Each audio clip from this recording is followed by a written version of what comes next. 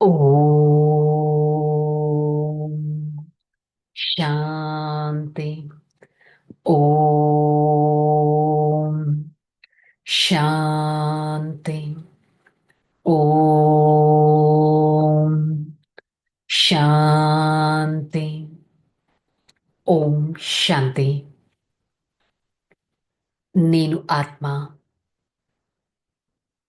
జ్ఞానం మరియు యోగాలతో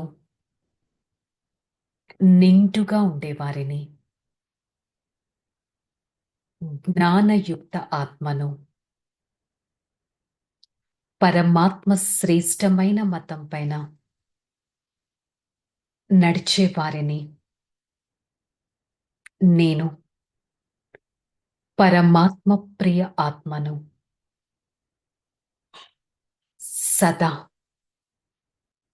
పరమాత్మ స్మృతిలో ఉంటూ దివ్యమైన శక్తులతో నా ఈ పురుషార్థి జీవితాన్ని నడిపించేవారిని. నేను పరోపకారి ఆత్మను, శ్రేష్టాతి శ్రేష్టమైన వారిని. ఓం శాంతి. ఓం శాంతి. శ్రేష్టమైన తండ్రి పరమాత్మ వారి సన్ముఖంలో ఈ దివ్యమైన జ్ఞాన మురళిని వింటున్నట్టు అనుభవం చేసుకుందాం. మురళి డేట్ 10/1/2025. హెడ్డింగ్ మధురమైన పిల్లలు. తండ్రి మీకు జ్ఞానం, యోగాలనే ఔషధాన్ని తినిపించి అద్భుతమైన పాలన చేస్తారు. కావున సదా సంతోషంగా, ఆనందంగా ఉండండి మరియు శ్రీమతం అనుసారంగా అందరికీ పాలన ఇస్తూ వెళ్ళండి. పరమాత్మ శ్రేష్టమైన మతం అనుసారంగా ప్రతి ఒక్కరికి నేను ఆత్మ పాలనను ఇస్తూ వెళ్ళాలి. నా ఈ జీవితంలో రోజంతటిలో జ్ఞానం మరియు యోగాన్ని ఎంతగా నా డే టు డే యాక్టివిటీలో ఉపయోగిస్తున్నాను అనేది చెక్ చేసుకుందాం. ప్రశ్న: ఈ సంగమ యుగంలో మీ వద్ద అన్నిటికంటే అమూల్యమైన వస్తువు ఏముంది? దానిని సంభాళించవలసి ఉంటుంది. ఈ సర్వోత్తమ బ్రాహ్మణ కులంలో మీ ఈ జీవితం చాలా అమూల్యమైనది. అందుకే శరీరాన్ని తప్పకుండా సంభాళించాలి. ఇదైతే ఒక మట్టి బొమ్మ. ఎప్పుడైనా అంతమైపోయేది కదా అన్నట్లు ఉండకూడదు. శరీరం మీద లేజినెస్, కేర్లెస్నెస్ చూపించకూడదు.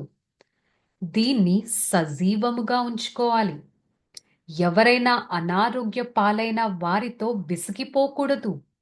వారికి చెప్పండి, మీరు శివ్ బాబాని స్మృతి చేయండి, పాపాలు అంతం అవుతూ ఉంటాయి, వారి సేవ చేయాలి, వారు జీవిస్తూ ఉండాలి అని.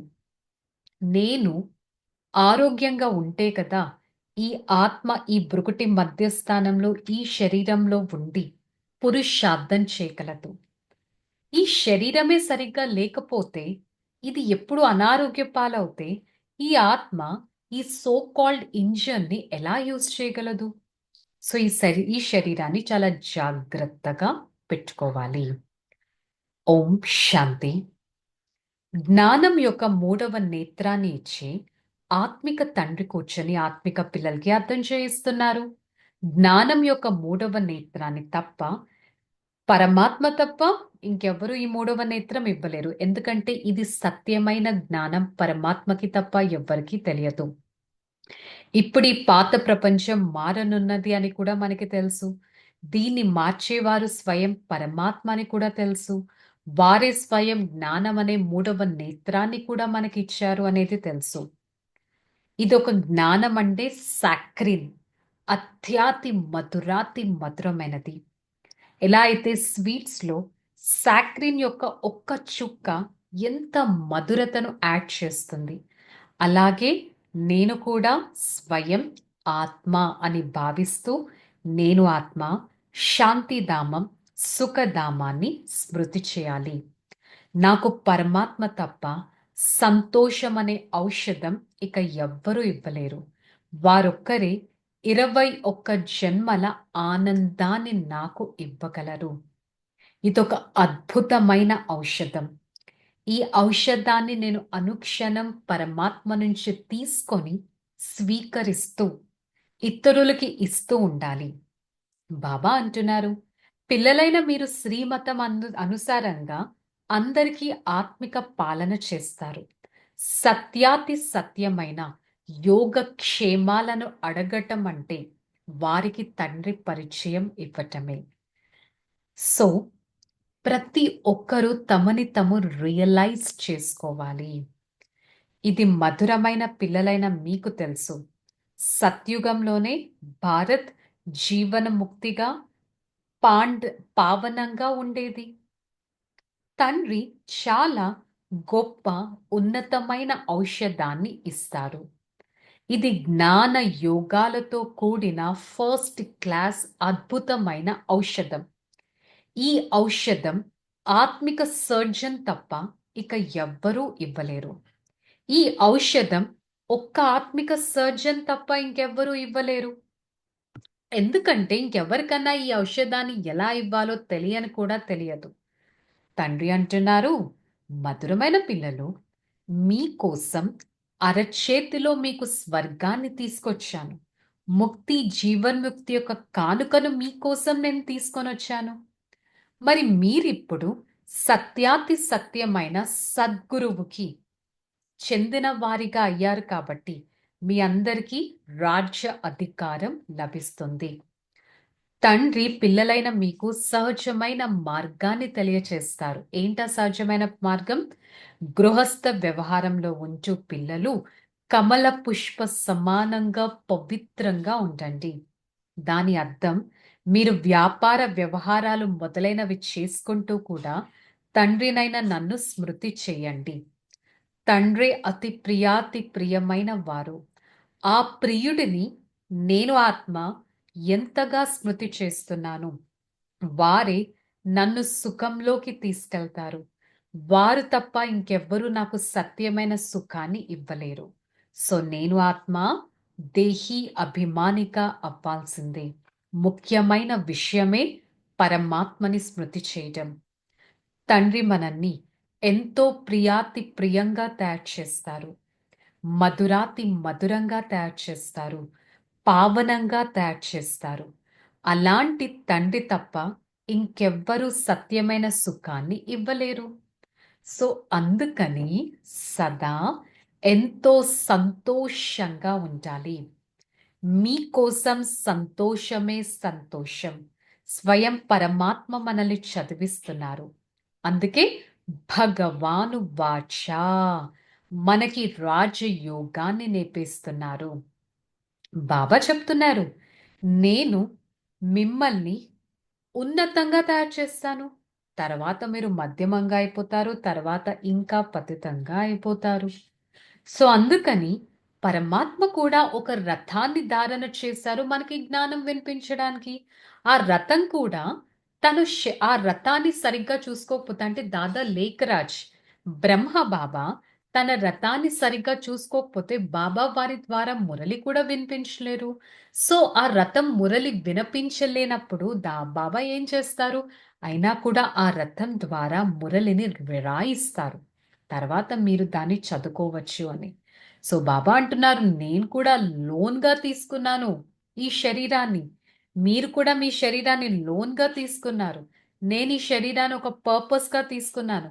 నేను కూడా ప్రతిరోజు మీకోసం మురళి వినిపించడానికి వస్తున్నానంటే నేను కూడా సేవ పైన ఉన్నట్టే కదా! సో అలాగే మీరు కూడా నేను సదా సేవలో ఉన్నాను అనేదే మీకు ఉండాలి. స్వయాన్ని ఆత్మ అని భావిస్తూ స్వయం పరమాత్మని స్మృతి చేయాలి. పరమాత్మ స్మృతిలో ఎంతో శ్రమ పడాల్సిన అవసరం ఉంది. ఈ జ్ఞానం ఒక్క పరమాత్మ తప్ప ఇంకెవరు వినిపించలేరు. అందుకని సదా ఆత్మాభిమాని స్థితిలో ఉండాలి. బాబా ఇదే చెప్తున్నారు. శరీర అభిమానాన్ని తొలగించాలి. మాయ తుఫాన్లు తక్కువేమీ కావు. సో, వస్తూనే ఉంటాయి. కానీ మీరు మాత్రం చెడు సంకల్పాలను చేయకండి. స్మృతి ద్వారా సతో ప్రధానంగా అవ్వండి. సో, బాబా అంటున్నారు, మధురమైన పిల్లలు స్మృతి యాట్లలో ఉన్నట్లయితే మీకు చాలా శిక్షణ అనేది బాబా ఏదైతే ఇస్తున్నారో దాన్ని ఇంప్లిమెంట్ కూడా మీరు చేయగలరు. సో, అందుకని సదా గుర్తుపెట్టుకోవాలి. నేను బ్రాహ్మణ కులంలో ఉన్నాను. నేను సర్వోత్తమ కులంలో ఉన్నాను. నేను ఉన్నతమైన వారిని. నాకు ఈ అమూల్యమైన జీవితం లభించింది. సో, నేను ఈ శరీరాన్ని ఎంతో సంభాళించాలి. ఈ జీవితాన్ని జ్ఞానం, యోగాలతో ముందుకు తీసుకెళ్ళాలి. బాబా అంటున్నారు, ఇదొక ఇదొక అనంతమైన చదువు. దీన్ని ఎంతగా శ్రద్ధగా చదవాలి అంటే స్వయం పరమాత్మ స్మృతిలో ఈ చదువును ఆచరించగలగాలి. బాబా ధారణలో చెప్తున్నారు, స్వయాన్ని చూసుకోండి. నేను పురుషార్థంలో ఉత్తమంగా ఉన్నానా, మధ్యమంగా ఉన్నానా, కనిష్టంగా ఉన్నానా? నేను ఉన్నత పదవిని పొందేందుకు అర్హుడిగా ఉన్నానా? నేను ఆత్మిక సేవను చేయగలుగుతున్నానా అనేది. మూడవ నేత్రముతో నేను ఒక ఆత్మ, నా సోదరుణ్ణే చూడాలి. పరస్పరం ఆ సోదర భావన అనేది పెట్టాలి. నాకు తెలిసిన ఈ జ్ఞానాన్ని నేను ఇతరులకి వినిపించగలగాలి. నేను ఆత్మ, నా కర్మేంద్రియాలను ఎప్పుడు కూడా చంచలంగా చేసుకోకూడదు. వరదానం బ్రహ్మ బాబా సమానంగా మహాత్యాగం ద్వారా మహాభాగ్యాన్ని తయారు చేసుకుని ఫరిస్తా సో విశ్వ మహారాజా భవ. ఎవరైతే బ్రహ్మ బాబా యొక్క ప్రతి కర్మరూపి అడుగు వెనక అడుగు వేస్తారో వారి మనస్సు, బుద్ధి, సంస్కారాలు సదా తండ్రి ఎదురుగా సమర్పితం అయి ఉన్నాయో ఆ పిల్లలు ఫరిస్తా నుంచి విశ్వ మహారాజాగా అవుతారు. సో, అనుక్షణం నేనొక మహాభాగ్యాన్ని ప్రాప్తి చేసుకున్నాను. నేనొక సంపూర్ణ ఫరిస్తాను. నేనొక నెంబర్ 1 విశ్వ మహారాజా ఆత్మను. ఇదే స్థితిలో ఉండటానికి ప్రయత్నిద్దాం.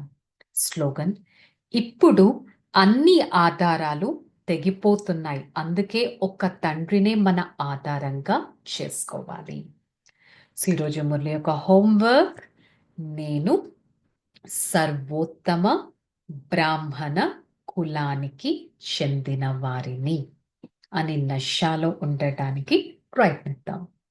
ఓకే, చలో రిలాక్స్. ఓం శాంతి. నేను ఆత్మ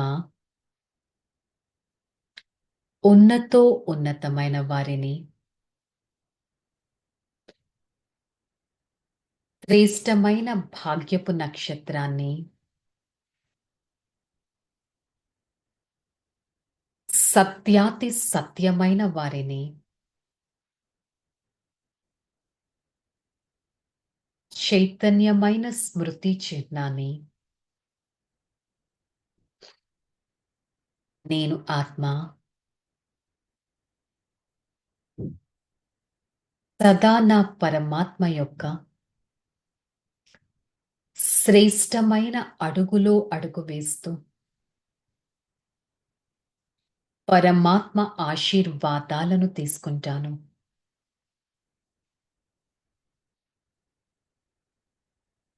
పరమాత్మ ఆశీర్వాదాలు నన్ను ఎంతో సౌభాగ్యంగా చేస్తాయి. నేను ఉన్నతమైన బ్రాహ్మణ కులానికి చెందిన వారిని, శ్రేష్టమైన బ్రాహ్మణ ఆత్మను, నిర్విఘ్న స్వరూపాన్ని, సత్యమైన సేవాదారిని,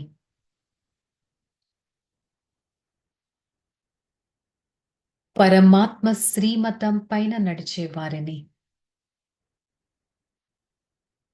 తతో ప్రధాన ఆత్మను. తి జీవన ముక్తిని పొందేవారిని. పరమాత్మ ప్రియుడను.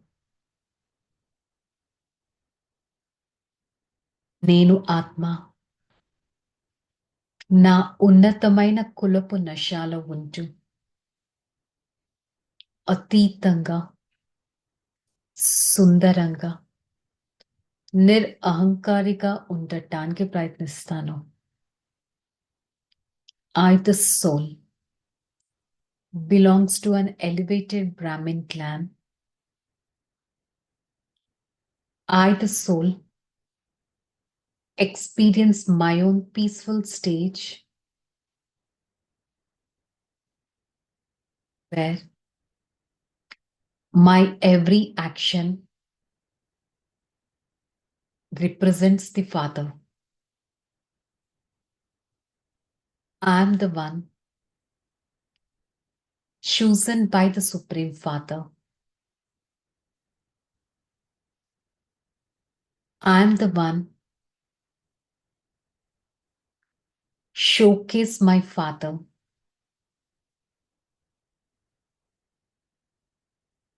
I am the one with an elevated inheritance.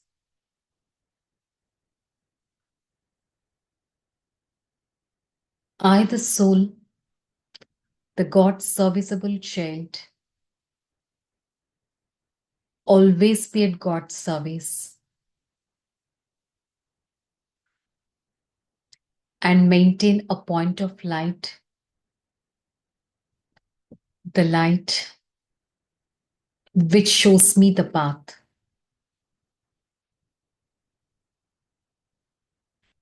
I am a peaceful soul,